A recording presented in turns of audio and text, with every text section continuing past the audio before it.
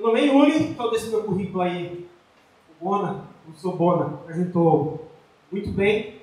Eu sou coordenador de inteligência previdenciária na FUNPRESP, né, dentro de uma gerência de atuário e estatística. Eu sou atuário de formação, mestre em estatística, e eu queria aproveitar a oportunidade para saber quantos de vocês sabem o que é um atuário. Levantem a mão. Muito legal. Isso me acontece bastante, porque houve aqui, inclusive, na tribuna falando de atuários, tem vários atuários aqui, ninguém sabe o que é um atuário. Nem minha mãe sabe também o que é um atuário. O atuário, eu vou explicar como eu explico para minha mãe.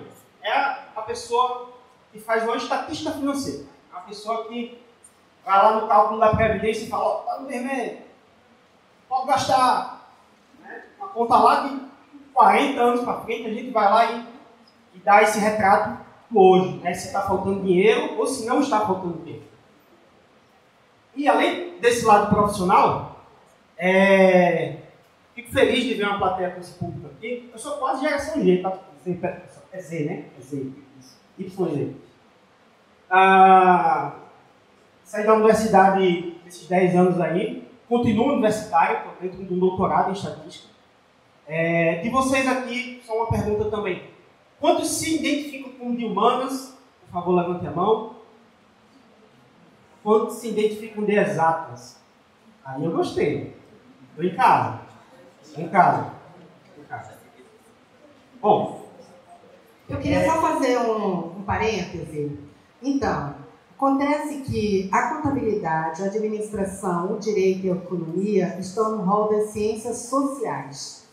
Então, por isso que vocês têm esse sentimento de ser ciências exatas. Humana, todo mundo sabe que não é. Mas exata, existe essa discussão na sociedade. Assim como ninguém sabe o que um atuário faz, na minha família acho que o contador só faz imposto de renda. Enfim, cada um com os seus problemas, né? Mas o que eu queria que vocês tivessem consciência que a ciência social, ela bebe um pouco da exata, nesse sentido que a gente lida com números, mas a gente está longe de ser exato, né? Entenda a ciência social, aquela que é transformada com a sociedade. O contador de hoje não é mais o contador que foi há 10 a 20 anos atrás, tá? O que a gente faz hoje, como contador, como profissional contábil, seja no escritório, seja no governo, seja numa multinacional, é muito diferente do que eu aprendi na minha faculdade há 30 anos atrás. Por quê? Porque a sociedade ela muda todo dia, né? E é entender isso, que nós somos uma ciência que se transforma à medida que a sociedade se transforma. Nosso modo de trabalhar se transforma à medida que a tecnologia evolui. Tanto é que a tecnologia está em nossas vidas, né? E a matemática exata, ela tem essa coisa mais pura, né? Ela evolui pouco com o tempo, no sentido de que ela tem os seus fundamentos, né? Que bebem nessa ciência, que é a ciência da humanidade, da história da humanidade, né? Então, se identifiquem como ciência social, que vocês vão estar mais adequados à formação de vocês. Seja você contador, administrador, economista ou advogado. É isso. Bom, por que eu fiz essa pergunta? Né? Quando a gente for falar eventualmente de juros, vou dar uma recomendação fortíssima. Eventualmente, se vocês tiverem matemática financeira nas suas disciplinas, aprendam, porque serve para muita coisa, não só passar não só se formar, serve para muita coisa. Além, eventualmente, de toda essa parte profissional, eu também, universitário, sou recém-pai de pet, né? E é um recém-nascido mesmo, né? Tem algumas semanas de vida. E esse contexto de pai de pet é engraçado, para a gente falar agora sobre por que pensar em previdência agora? Tá? Eu diria para vocês que eu vou me aposentar mais ou menos nesse cenário aqui, 2070. E o que é isso aí à sua frente? Isso aí é o que a gente chama de pirâmide etária. Ela mostra mais ou menos como é que está distribuída, né, as pessoas de acordo com a idade, né, e aqui também separado por sexo. E quando a gente fala de previdência, pensando no paradigma que vivíamos alguns anos atrás, e está mudando, né? A gente está no processo de transformação dele, né? vendo várias reformas, né? A discussão do tipo de regime sendo feito, enfim. Isso aqui era muito feliz. Isso aqui era um mundo que o pai de vocês provavelmente não precisava pensar muito em previdência, né? A previdência, pô, trabalhei, caiu para ele. Né? Trabalhei, pô, inclusive, já trabalhei muito, eu quero minha previdência, vai lá e cobrar. Nosso paradigma agora está mudando. Nosso paradigma agora, né, é um pouco mais de poupar. Por quê? Porque não existe mais essa turma aqui trabalhando para sustentar só esse pouco, não. Para esse desenho aqui. Haja arrecadação para tanto aposentado. Né? Esse desenho é um desenho, uma projeção de população, tá? Ali é o 2070, e que todos vocês, né, ou a maioria de vocês, vai se encontrar, eventualmente, nesse desenho demográfico. Né? E, nesse novo desenho, a gente tem aqui o seguinte retrato. Lá em 87, temos aqui um número X de aposentados e pessoas trabalhando. E lá em 2050, esse número aqui de população idosa vai subir quase 700%, ou seja, vai multiplicar, né, 8 vezes o seu volume, enquanto a população que está trabalhando não vai nem dobrar muito. Né? Essa conta, o atuário foi lá, fez e falou: doutor, não fecha, está vermelho. Aí o pessoal foi discutir, fizemos várias reformas, né? E dentro desse paradigma das reformas surgiu a previdência complementar, né, de setores públicos, aqui, FUNPRESP, né? E essa conversa eventualmente daria mais meia hora de conversa, mas o objetivo aqui é só criar um alerta para falar para vocês que o paradigma da previdência de vocês não é o mesmo do cenário atual. Tá? A gente está falando, não compare a previdência dos seus pais com a previdência que vocês viverão. Né? E essa transformação de muitos anos, ela já está dando sinais. Tá? Isso aqui foram números que eu vi dentro de alguns fóruns que eu participei, e quando a gente fala de dívida previdenciária, a dívida previdenciária é um nome bonito porque eu chamo para déficit atuarial. Tá? É um nome mais comunicável, vou falar assim. Não é um nome técnico formal, mas didaticamente eu falo dessa maneira para falar assim, ó, tá devendo quanto lá? Vermelho? 17 trilhões. Acho que ninguém tem dimensão do que é 17 trilhões aqui. Nem eu tenho, para ser bem honesto. É uma volumetria de dinheiro que só serve para ranquear lá maiores economias do mundo. Aí tem lá, não sei quantos trilhões, tem lá o PIB de referência. Isso equivale eventualmente a uma vez e meia o nosso PIB atual, ou seja, teríamos que, supondo que trabalhar o ano todinho, mais 6 meses, pagando tudo eventualmente a arrecadação para tapar isso aqui. Tenho certeza que ninguém trabalha de graça. Né? É um esforço laboral tremendo para eventualmente se conter esse cenário. Né? Também quando a gente fala de, agora, déficit financeiro, né, temos uma ordem grande, a gente fala aqui de previdência hoje. Né? A me falha a memória agora se a dívida pública ou a previdência é maior, agora me falhou a memória, mas a gente está falando dos principais gastos públicos do país. Né? E essa pressão também dos gastos, ela impacta outras coisas. Né? Uma vez que a gente tem que pagar aposentados e pensionistas, temos também pressões em outras áreas. Né? Temos a questão de gastos, por exemplo, de infraestrutura, que são investimentos de longo prazo, que hoje estão sendo parcialmente abdicados para poder conter parte dessa avalanche que é essa previdência, esse cenário, né, vermelho da previdência que nós vivemos. As reformas que houve uma dilação desse prazo, mas ainda existem muitas medidas a serem feitas. Né? E a principal delas parte de nós mesmos. É o grande recado que a gente tem que fazer aqui. Bom, e aí um recado importante, um recado de construir o futuro hoje, né? Quanto mais cedo começar, mais tempo para seus investimentos previdenciários crescerem. Bom, quando a gente fala de previdência social, a principal coisa que a gente pensa aqui no plano de previdência, a gente vê esse planejamento previdenciário, né, sair um pouco daqui para ir na previdência complementar.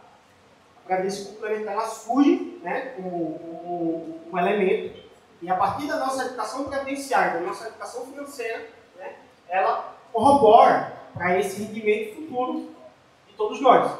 Então, a previdência social, ela passa a ter um papel menos de referência nesse planejamento, ou melhor, um papel menos exclusivo, vamos fazer assim, de referência, na previdência das pessoas, para a previdência complementar ter essa participação maior. Né? Ou seja, nós mesmos fazemos aquela poupança para daqui a vários anos usufruir dela, e aí no momento, eventualmente, que nós não tivermos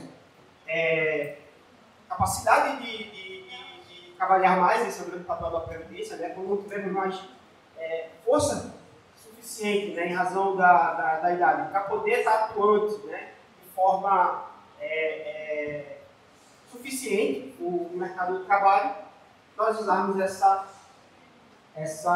esse recurso para complementar a nossa renda. E aí, é interessante notar que a previdência complementar tem vários regimes ali, que eu não vou entrar em detalhes. Assim, quando a gente fala de previdência social, temos os regimes próprios, regime geral, né? Quando a gente fala de previdência complementar, temos um regime próprio para isso. Dentro da previdência complementar, temos vários produtos também, né? Temos as previdências clássicas, os PGBLs, PGBLs.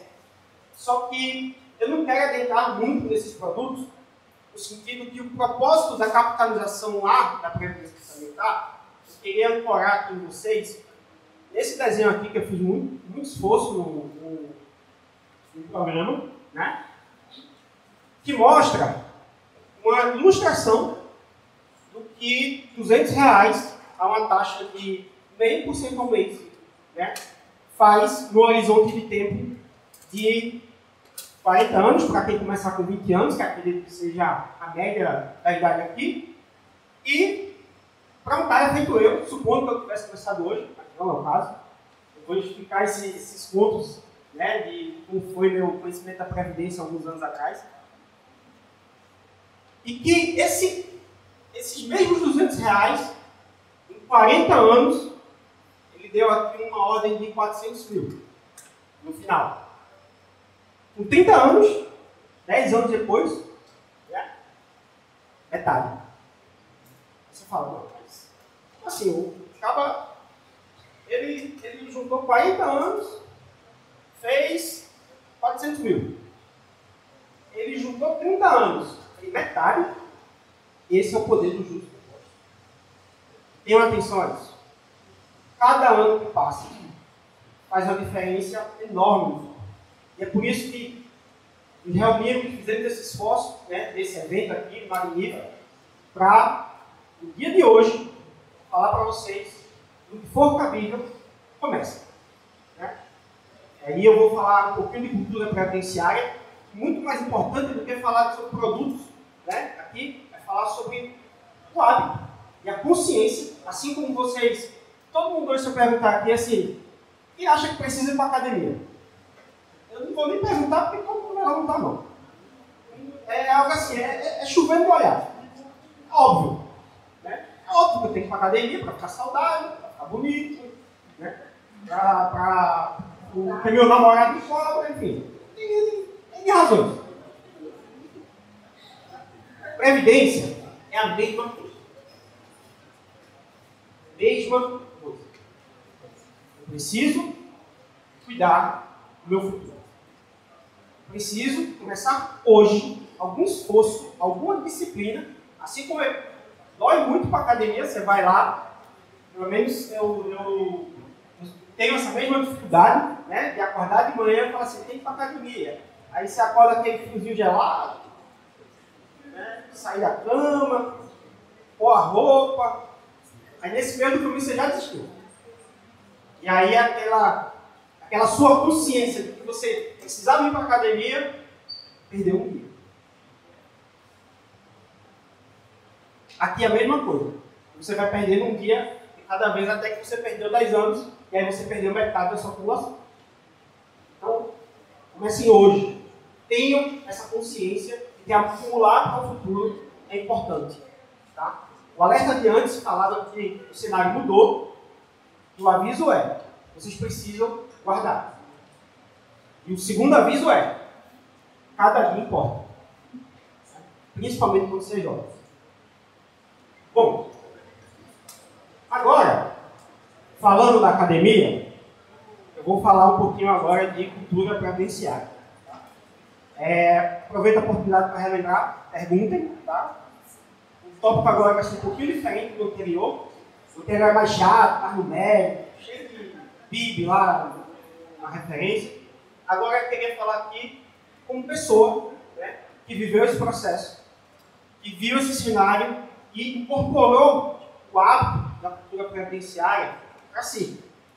Na nossa formação como atuária, eventualmente, a gente vê previdência do dia 1 da universidade ao último dia da universidade. Então, para a gente é um pouco mais fácil, assim como o pessoal lá da graduação de Educação Física não tem muita dificuldade de ir para a academia. Pelo menos na universidade que eu fui formado, na UFPE, imagino que na UNB seja muito semelhante. O pessoal da Educação Física chegava até suado no Rio, já tinha treinado acho que o dia todo, corrido, sei lá, feito as disciplinas dele lá de Educação Física. E nessa previdenciária a gente vai, na nossa formação, vai estudando, vai vendo esse cenário, vai tendo um conhecimento um pouquinho mais técnico para ver isso, né? Mas no meu primeiro estágio, que foi no Tribunal de Contas de Pernambuco, foi quando eu me deparei com a situação que aí eu falei: opa, me assustei. Porque agora eu não estou vendo mais dentro da escola, não. Estou estudando profissionais que estão lá, todos os dias dedicados à vida deles, a monitorar aquilo, falando que o negócio não está como nós gostaríamos. Né? E nesse processo ainda, eventualmente, quando eu trabalhei, foi antes de algumas reformas, né? O pessoal passava o recado que ia acontecer mudanças, houveram essas mudanças durante esses 10 anos, né? E as conversas continuam, não pararam por aí. Né? O processo de muito debate, muito engajamento público, e o recado foi uníssono, pelo menos com relação a gente, sobre cultura previdenciária. Precisamos trazer a educação financeira previdenciária às pessoas. Nesse sentido de cultura previdenciária, e aí o meu primeiro bolsa estágio, né, lá no tribunal, eu fui juntando aquele dinheiro, desde aquela época. Naturalmente, agora, empregado em outros locais, eu faço outros aportes, etc. Mas o hábito foi criado desde aquela época. Imagina aqui que eu vi aqui que a gente tem a ala A trabalhando, a ala de cá não. Né?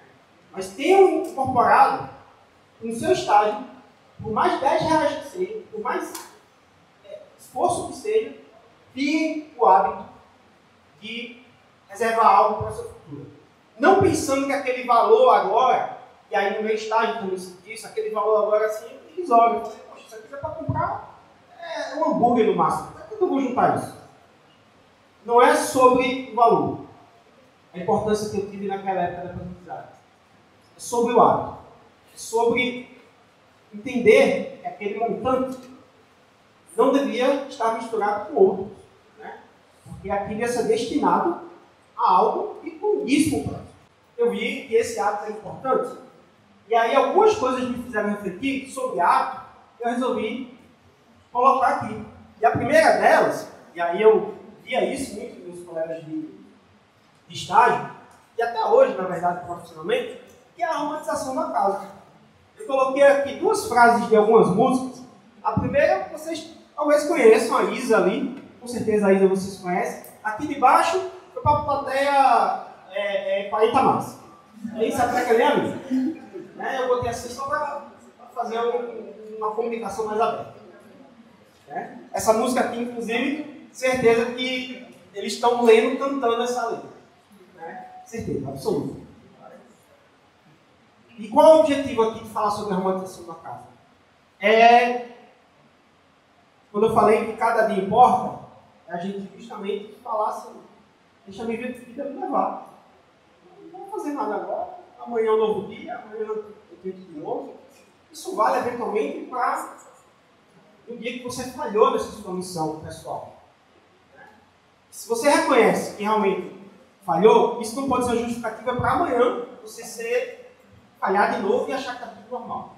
Né? Se cobre isso. É importante. É importante pensar que a sua previdência ela não vai se formar do nada. Não vai ser como seus 10 minutos, obrigado. Não vai ser como seus pais que viveram a vida, né? Chegou lá no final da aposentadoria e aí, eventualmente, aquele patamar de vida que eles tinham, né? Sem esforço algum, lhes coube, né? Da mesma maneira. Vocês vão ter que ter um pouco mais de disciplina. E aqui, nesse sentido, é quando a gente fala da romantização da casa. Né? Não pense que o futuro vai se construir aleatoriamente. Ações são importantes, né? Para fazer com que isso aconteça. O segundo, essa história é bem legal, é uma história da Odisseia de Ulisses. Essa história é muito velha. Né? Também não era nascida eventualmente quando escreveram ela, né? Ninguém era, não sei.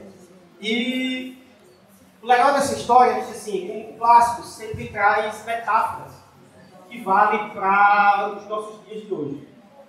E a Odisseia é bem legal porque conta, enfim, a aventura de Ulisses e a volta dele eventualmente para Troia.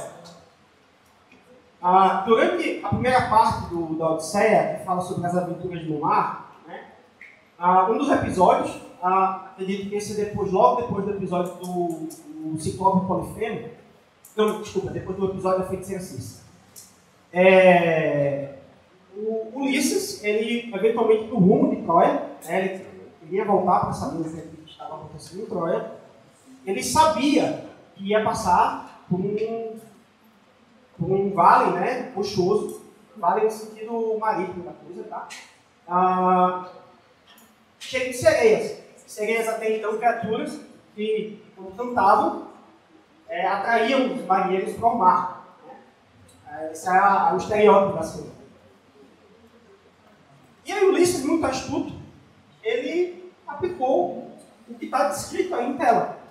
Ele simplesmente colocou ceras nos ouvidos dos seus tripulantes, pediu para que seja amarrado, né, do macho, e que passasse por esse vale dessa maneira. E, independente do comando que ele desse para a sua tripulação, que ele não fosse desamarrado.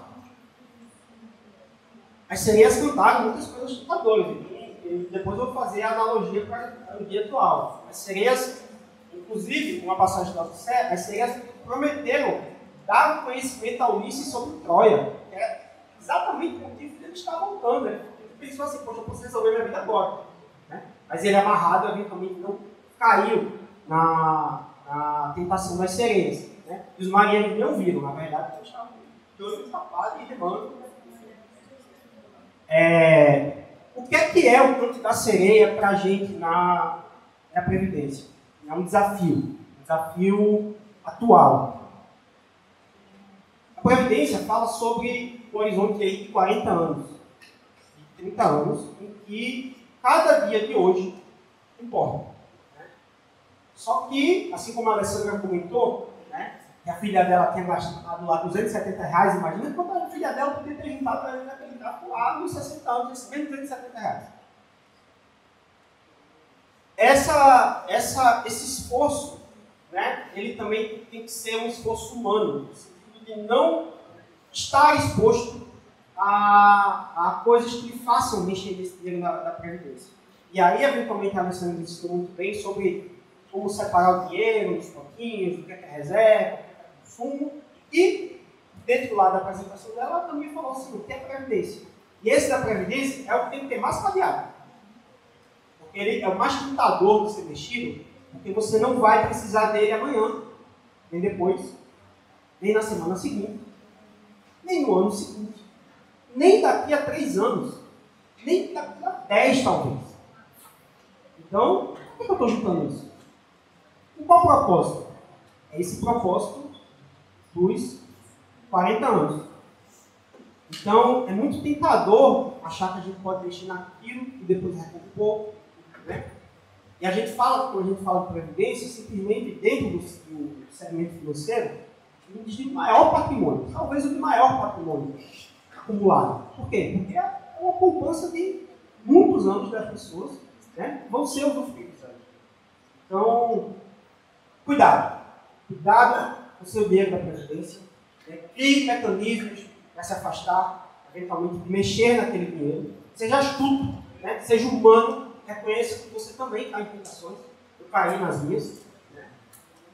E reconhecer isso é importante quando a gente fala do tema previdenciário, para não se deixar mexer nesse tipo de recurso que vai ser tão importante algum dia para todos nós. E por fim, eu queria falar aqui também uma discussão bem legal sobre sonhos de previdência.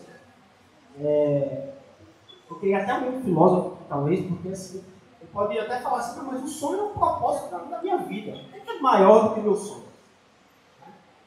E aí ele vai lá e pega o dinheiro da Previdência e viaja lá para Papua de Nova Guiné, a primeira imagem. Essa imagem aí fala sobre as árvores dos vagalumes da Papua da Nova Guiné. Eu gosto muito de geografia também, e eu conheço várias coisas assim ao redor do globo. E eu acho isso mais bonito do que a aurora boreal. A aurora boreal acho que vocês talvez conheçam, que é aquelas luzes muito bonitas lá no Polo Norte, né? E aí nos países do norte, vocês vão ver.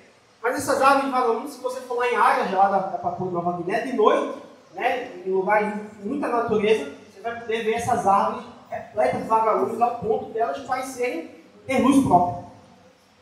Então, bonito. Espero um dia poder visitar. Mas uma coisa que também quero nessa equação é meu imóvel. Eu vi aqui também muita gente fala que quero ter meu carro. E tudo isso é recurso, é capital envolvido, um capital que para hoje é realizador, né? Mas que para o futuro, para esse desenhozinho que eu coloquei aqui, eu estou imaginando uma pessoa que chegou lá nos 50 anos, muito próximo de se aposentar, e falou assim, ó, quero viajar, comprar meu imóvel, pôr meu dinheiro da Previdência. Aí, 15 anos depois, não estava com o mesmo patamar de vida que ele gostaria de ter, como que ele esperava ter naquela idade. Então, a discussão de sonhos de previdência não é para ser alguma coisa conflitante, é algo para se pensar em cada caso, mas tem em mente uma coisa muito importante, que existe vida após os sonhos. Então, você eventualmente alcança seus objetivos de vida, né? E a vida continua ainda depois deles. Como é que eu quero viver essa minha vida depois desses meus sonhos? Tenha isso em mente, já não tem dor de cabeça, como esse senhorzinho aqui que botou a mão na cabeça aqui na consciência. Talvez ele podia ter comprado sua casa, mas deixado a viagem para outro episódio. Né? Bom, acredito que falar de previdência aqui, eu queria deixar esse resuminho de ouro. Tem mais 5 minutos ainda? 3 minutos. 3 minutos. 3. Que é sobre cultura previdenciária. Não romantize o acaso, né? Faça hoje o seu planejamento previdenciário com esforço financeiro que for cabível. Então, mais uma questão de hábito do que de volume, tenham isso em mente. Um dia, eventualmente, vocês vão chegar nos seus profissionais, vão ter mais recursos para aportar. Estamos todos cientes disso, torcendo por isso também. Mas o hábito é muito melhor ser construído agora do que depois. Para a gente ajudar a construir aquele lado gráfico, lado do poder de juros sobre isso. Como isso, sejamos responsáveis também, precavidos diante das tentações. O dinheiro da Previdência não se põe à mesa. Então, separe o dinheiro da Previdência, não deixe o dinheiro da Previdência. Nós hoje temos leis, inclusive, que não permitem nem governo mexer nesse recurso. É um recurso tão precioso para vocês terem ideia, tem até lei. Né? Fala, opa, não, o governador não pode mexer aqui nesse recurso. Né? E por que a gente fecha? Tem até lei para ter gestão, assim, uma coisa Então, não mexa com o dinheiro da Previdência e priorize o bem-estar futuro e pondere sonhos, né? Porque existe vida após os sonhos realizados. Então, essa discussão é uma discussão humana, né? É uma discussão que a educação não fala só sobre ter conhecimento, mas também aplicar o conhecimento na nossa vida. Então, não adianta eu só saber que preciso ir para a academia se eu não vou para a academia. Né? Então, batalhemos todos os dias, eventualmente, para ter esse esforço, né? Considerar a Previdência como um problema da academia. Ó. Preciso ter esse hábito. Vou construir de que forma? Vou construir de tal forma. E acredito que, só para terminar, uma frase que eu separei aqui para falar sobre a síntese de tudo isso, né, de educação previdenciária, que é da fábula de Esopo, né, uma das fábulas de Esopo, né, que dá comida e a cigarro. Com certeza vocês viram aí durante a sua formação escolar, né, talvez ali do primeiro ao quinto ano. Eu ia falar série, acusar a minha idade, não existe uma série, mas enquanto a cigarra cantava, a formiga guardava. Né? A fábula de Esopo fala sobre a cigarra que cantou e celebrou durante o verão inteiro, sem preocupação com o inverno. O inverno fala sobre essa fase da vida que vai chegar. Né? Essa fase da vida diferente, que exige mais cuidado. Né? Todos nós vamos envelhecer e precisamos estar prontos para isso. Né? Para que seja um inverno feliz, assim como foi o inverno das formigas da fábula. É isso, pessoal. Agradeço as perguntas que foram feitas. Tem várias. Tem várias, né? Tem várias. E muito obrigado.